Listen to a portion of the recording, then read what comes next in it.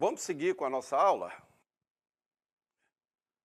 Freud se tornou um tipo de bode expiatório da psicanálise, que é usado para a deturpação da técnica, mantendo a psicanálise como um método duvidoso e para poucos, e até mesmo já foi taxada de degenerada e pansexualista. Mas a verdade é que a anamnese em psicanálise pode ajudar a comprovar a eficácia desse método tão eficiente e que, na verdade, Freud estava certo na maioria de seus pressupostos. Freud foi corajoso em abordar alguns assuntos que até então, naquela sociedade de 1880, eram tabu. As pessoas evitavam abordar assuntos como sexo, por exemplo. E o que se percebe hoje? Que grande parte dos transtornos tem alguma relação com a área sexual. Os transtornos de perversão são todos ligados à área sexual. Há alguns transtornos ligados a desejos reprimidos também têm uma conotação sexual. Percebemos que até aquele que o transtorno em si não originou dele, mas ele foi vítima de alguém que, por ter uma perversão, no caso, pedofilia, abusa de determinado indivíduo que, ao chegar na fase adulta, vai manifestar um transtorno. E esse transtorno, indiretamente, foi ligado à área sexual também, ainda que provocado por um terceiro. Então, Freud teve coragem de abrir este livro tão selado, um assunto evitado por muitos de ser falado, comentado. Mas era o que ele lidava. Muitos indivíduos, quando estavam ali no divã, quando abriam o livro de suas vidas, ou eram vítimas, ou tinham desejos, pulsões ligadas a essa área e que, por reprimi-las, lhes causava também tensão psíquica. Então ele observa que havia uma forte ligação. Logicamente, não todos eles, mas 40, 50, até mais por cento eram ligadas a esta área. E por isso, na época, ele foi rotulado, ele foi mal visto, mas hoje é algo sabido por toda a ciência. Boa parte das degenerações, dos transtornos, dos desvios cognitivos e psicológicos estão ligados a esta área. Evocando o passado através da anamnese em psicanálise. A anamnese em psicanálise tem o objetivo de levar mais conhecimento do indivíduo ao psicanalista. Para conhecer a origem das perturbações da mente, é preciso conhecer a história do paciente. Ao evocar as histórias do passado, por meio dos questionamentos da anamnese, pode-se traçar um caminho efetivo para a cura da psique. Trata-se do entendimento que leva o psicanalista a resolver a situação. E aqui nós temos algumas imagens que tratam disso. Por quê? Exatamente o processo de anamnese nos permite, é uma ferramenta que nos permite adentrar o inconsciente do indivíduo. Através de perguntas ligadas a momentos do passado, ao seu histórico, a relacionamentos com amigos, ligações com um professor, com um técnico, com amigo do irmão, com parentela, é onde em algum momento nós esbarramos naquela memória traumática que resultou no transtorno que ele tem hoje. Então, alguns momentos simples. Observe estas cenas, né? Nós temos, primeiro, violência doméstica, nós temos questões, o pedófilo tentando seduzir a criança, oferecendo ali a bala, nós temos acusações para a criança, vários dedos apontados, nós temos a questão aqui final também de violência, porque há vários ferimentos na criança, questões de abandono. Então, toda essa família desestruturada, onde uma criança se desenvolve tendo privações, tendo carências, sofrendo violência, sofrendo abuso, ou apenas distanciamento dos pais, onde ela não percebe a afetividade dos pais. Isso é algo comum na sociedade moderna de hoje. Os pais não têm tempo para expressar a afetividade, o afeto, o amor. Então, essa criança ela pode ter problema de autoestima, ela pode desenvolver crenças limitantes, ela pode desenvolver fobia social. Se há um caso de violência, aquele que é o agressor, ele representa um gênero e ela pode se afastar desse gênero. É uma forma que o cérebro tem de autopreservação. Tudo aquilo que nos traz dor, tudo aquilo que nos fere, o seu cérebro te dá comandos para que você se afaste daquilo. E se isso é costumeiro, gera condicionamento, gera uma resposta neural. Lá na frente o indivíduo tem essa resposta toda vez que se aproxima daquele gênero e não entende o porquê. Para ele é apenas um mal-estar, uma rejeição.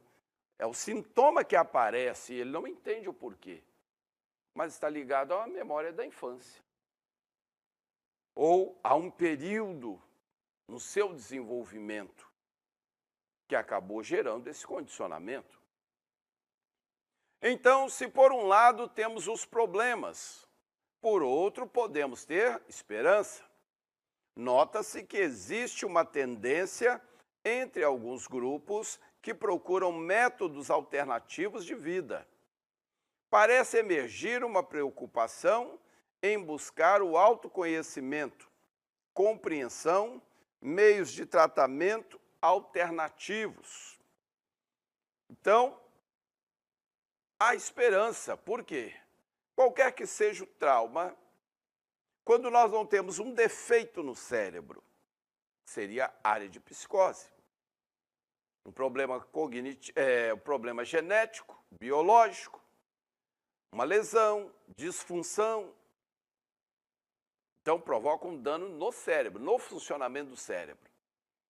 Os traumas trazem alterações emocionais e comportamentais, porque os traumas estão na cognição, são informações defeituosas. Há esperança porque podemos trocar essas informações, uma vez que descobrimos qual é a origem do trauma. Nós temos a opção de ressignificar isso, junto com o indivíduo, ele agora com uma mente adulta e madura, fazendo uma releitura do que aconteceu, sendo ajudado por nós, ou temos a opção de reprogramá-lo, inserindo uma nova informação, agora positiva. E aí eu posso usar a PNL, posso usar a terapia cognitivo-comportamental, que vocês verão nesse mesmo curso. Então, são técnicas de reprogramação, mas é possível reverter todos os transtornos da área de neuroses, com a técnica certa, com a disposição do paciente e, logicamente, com a perícia do terapeuta. Assim cresce o número de pessoas interessadas em prevenção. Por mais que ainda seja uma tendência tímida, entre poucos, é possível perceber que vem crescendo nos últimos anos. Então, há alguns pacientes que tiveram uma boa experiência no tratamento. Mesmo depois que receberam alta, perceberam como aquele tratamento mudou suas vidas, deu um novo norte, trouxe estabilidade emocional, um comportamento ajustado. E eles então resolvem investir para que o tratamento se perpetue. Se torna investimento por quê? O indivíduo entende que sua mente estando equilibrada, funcional, suas emoções equilibradas, ele responde melhor, ele produz mais, ele toma decisões acertadas. Então ele entende que isso é um investimento.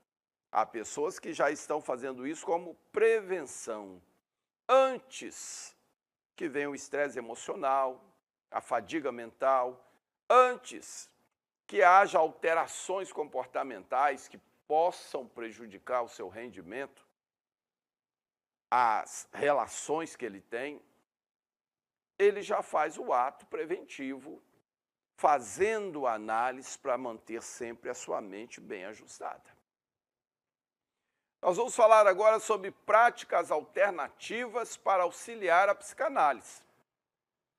Dentro da psicoterapia breve, já falamos, já tivemos um módulo sobre isso, você pode utilizar diversas técnicas complementares na clínica psicanalítica que podem dar maior rapidez ao tratamento com grande eficácia, como, por exemplo, cromoterapia, musicoterapia, PNL, terapia cognitivo-comportamental, hipnose clínica, etc.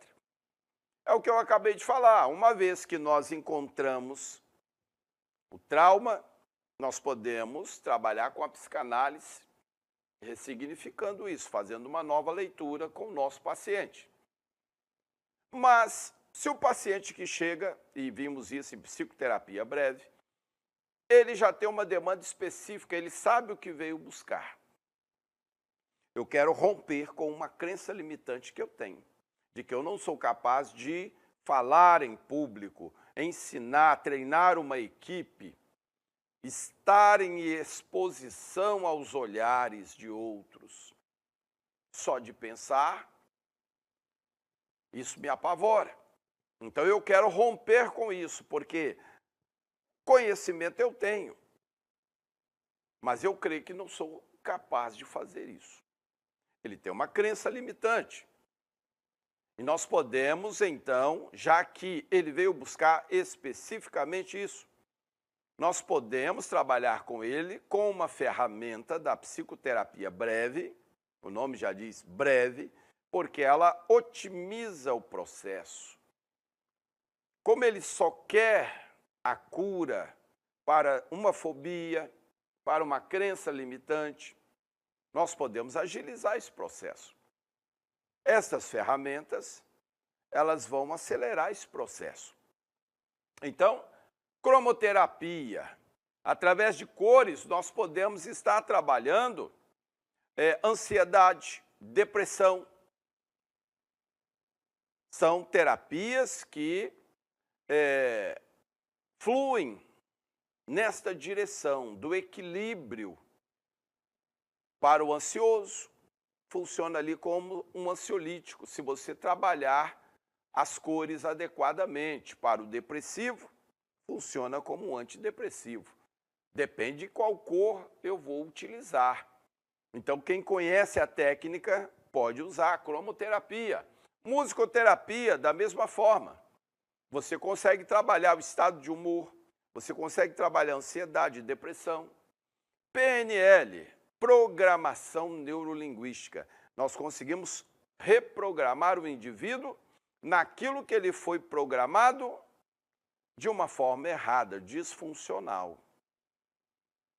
Nós vimos aquele quadro com aquelas imagens, experiências negativas para a criança, que podem gerar uma programação defeituosa. Aquela criança seduzida pelo pedófilo com a bala. Se ela sofre na mão do pedófilo, e o pedófilo ali, naquele caso, homem, é o gênero masculino, ela pode desenvolver essa programação de evitação desse gênero. Na fase da adolescência, na mocidade, qualquer pessoa do sexo masculino que se aproxime dela, com desejo de uma maior afetividade, ela vai sentir repulsa, ela vai promover a evitação. Isso é inconsciente, vem do trauma. Então a PNL ela pode reprogramar isso. Questões de fobias. Então o indivíduo já sabe o que ele tem um medo incontrolável. O tempo que eu vou levar com a psicanálise tradicional para voltar lá no passado dele e descobrir por que ele tem medo de lugar apertado, de lugar alto, de cães, de gatos, eu posso simplesmente reprogramá-lo. E aí a técnica vocês vão ver no módulo sobre PNL, terão 2 módulos. Terapia cognitivo-comportamental. Ela trabalha reestruturando crenças disfuncionais que o indivíduo tem. Então, nós geramos novas crenças. Isso se chama reestruturação cognitiva. Ela funciona através de pensamentos automáticos que surgem na mente do indivíduo, sinalizando que algo está errado. Através dos pensamentos automáticos, encontramos as crenças disfuncionais, trabalhamos essas crenças. Quando você troca a crença, você troca emoções, muda comportamento. Então, uma excelente ferramenta que vai otimizar o processo. Essas ferramentas da psicoterapia breve, já falamos lá também no módulo específico, não são aplicáveis a toda demanda. A psicanálise, sim. Ela pode, no caso de fobias, de crenças limitantes, ser mais lenta no processo, mas ela vai te dar resultado positivo. Já estas ferramentas otimizam o processo quando a demanda é indicada, mas não é para toda demanda nem para todo paciente. Hipnose clínica, da mesma forma, nós conseguimos gerar um relaxamento muito mais rápido para acessarmos o inconsciente, enfraquecermos o recalque. E também podemos utilizá-la num processo de reprogramação, utilizando a hipnose clínica para quem domina essa ferramenta. Visto dessa maneira, consegue-se vislumbrar melhorias para a área da psicanálise. Essas mesmas pessoas que aderem a terapias alternativas, em sua maioria, compartilham da ideia de que o homem precisa ser tratado como um ser integral, ou seja, que ele não é constituído somente de um corpo físico, uma matéria, é uma realidade. Nós precisamos estar com a nossa mente sadia para termos saúde em nosso corpo. Isso é interligado. Vocês também já viram isso em fenômenos psicossomáticos. Como a mente enferma, ela acaba por produzir em seu corpo disfuncionalidades, alterações fisiológicas. É o teu corpo falando que algo está errado. Vimos também somatopsíquica, que é quando o corpo está enfermo e ele acaba produzindo alterações na mente.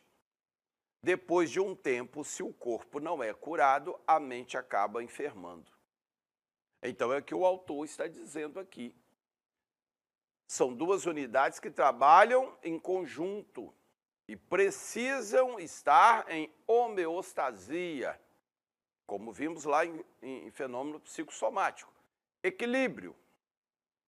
A mente funcionando bem, agindo sobre o corpo funcionando bem, respondendo aos estímulos da mente.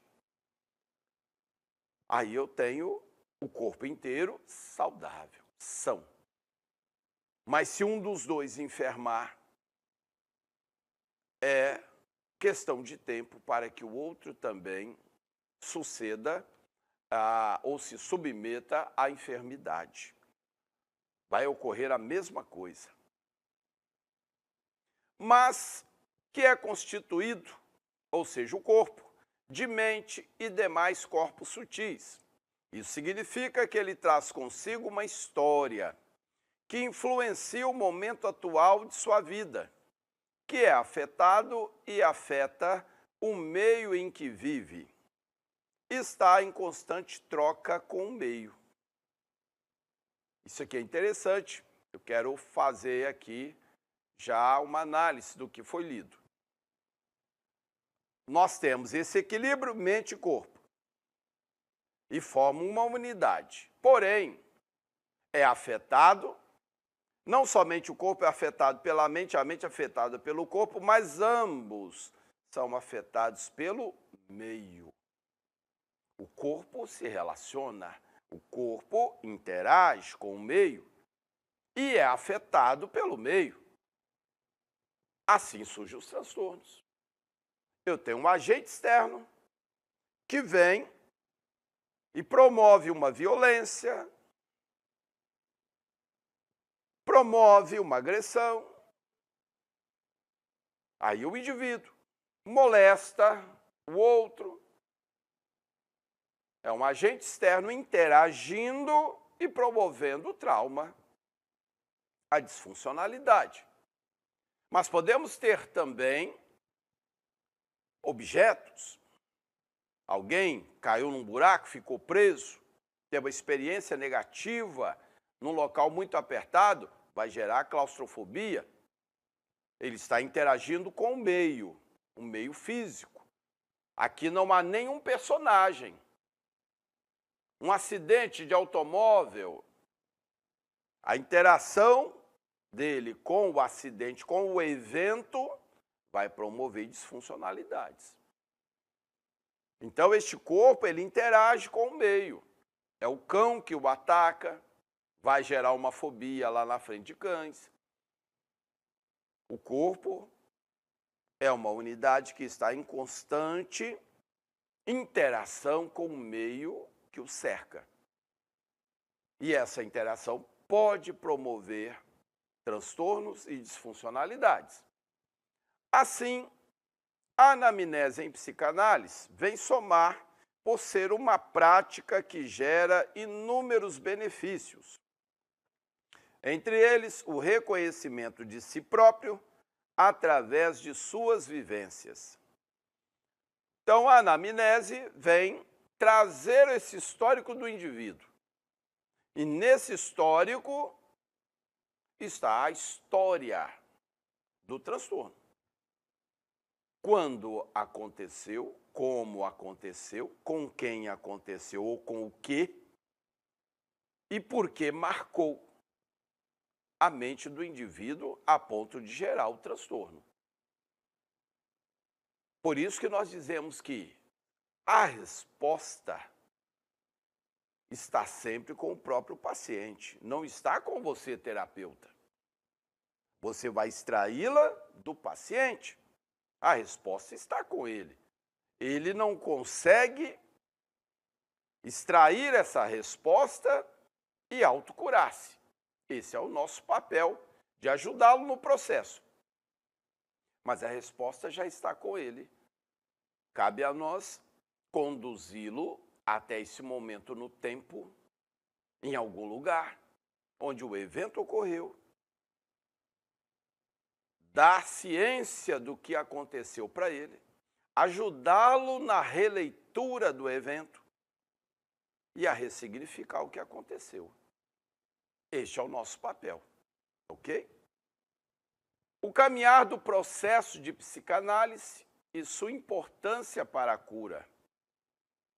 O andamento de um processo de psicanálise envolve diversas e diferentes questões. Além disso, tratando-se da posição do psicanalista, este deverá observar seu paciente. E a partir da sua história, sua linguagem corporal, suas formas, haverá atitudes mais naturais para o terapeuta agir e se sentir mais confortável. O conforto entre o paciente e o psicanalista também deve ser levado em consideração ao se estudar o caminhar do processo psicanalítico. Na relação com o paciente, o terapeuta também evolui, pois um precisa caminhar para que o outro também caminhe. Além disso, o lugar do processo de psicanálise é encontrado dentro da situação analítica. Assim, existem fases dentro dessa situação e ela é a configuração estabelecida entre psicanalista e paciente. Então, o que o autor está colocando aqui? Que o processo se dá entre o analista e o paciente à medida que as sessões se desenvolvem e evoluem. Um está aprendendo com o outro. O analista é quem conduz, vai dando um norte para o paciente, para ele se mover dentro do seu passado. Quando nós citamos uma faixa etária e aquilo que o paciente lembra, pouca coisa virá à sua mente naquela faixa etária. Mas quando o terapeuta começa a gerar alguns links com família, com lugares, com escola, melhor amigo, lugar preferido, coisas que ele não gostava dentro daquela faixa etária, ele começa a se lembrar.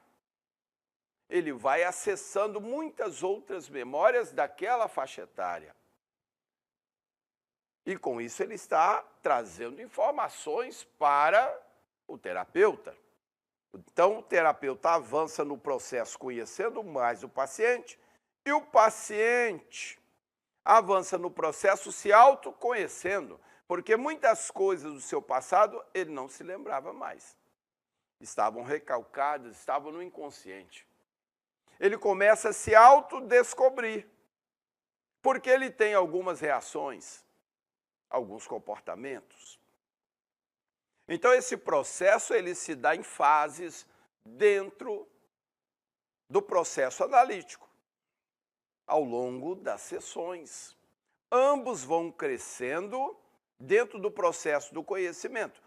O psicanalista vai conhecendo mais do histórico do paciente e entendendo suas reações. O paciente vai se conhecendo mais à medida que ele mesmo extrai as informações que estavam no seu inconsciente e agora vêm à tona.